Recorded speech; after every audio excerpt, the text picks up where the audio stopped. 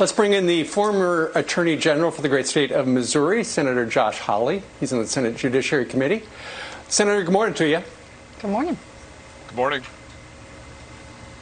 So why are we hearing now from Eric Holder and, a couple of days ago, Barack Obama talking about how Attorney General Bill Barr is essentially delegitimizing the Department of Justice? What's going on with those guys?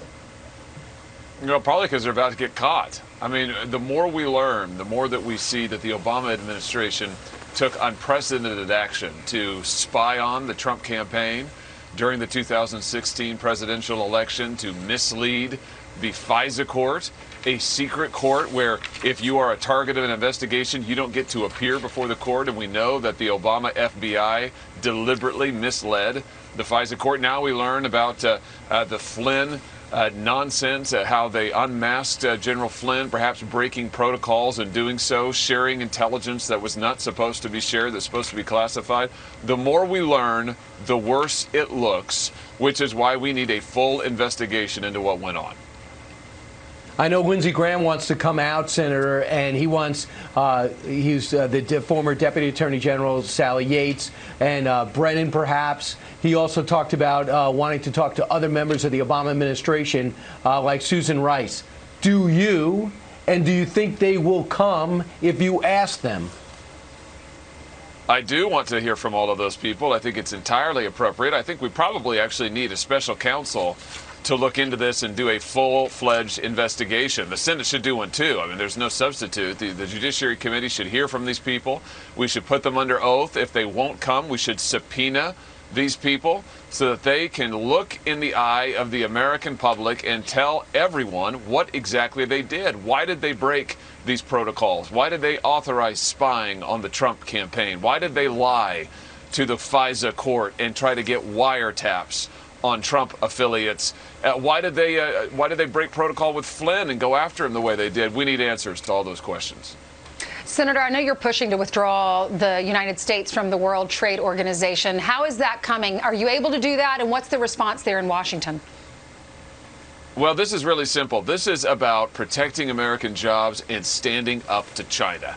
And the truth is, since China has joined the WTO, we've lost over 2 million jobs in this country to China.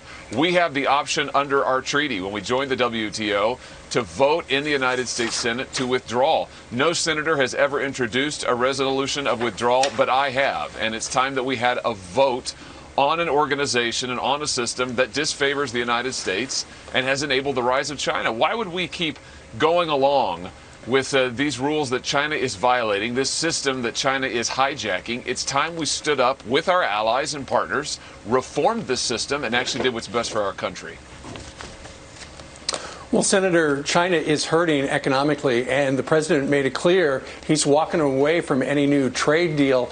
And now I know that a number of your GOP senator colleagues are sponsoring a bill to allow the president to actually sanction China.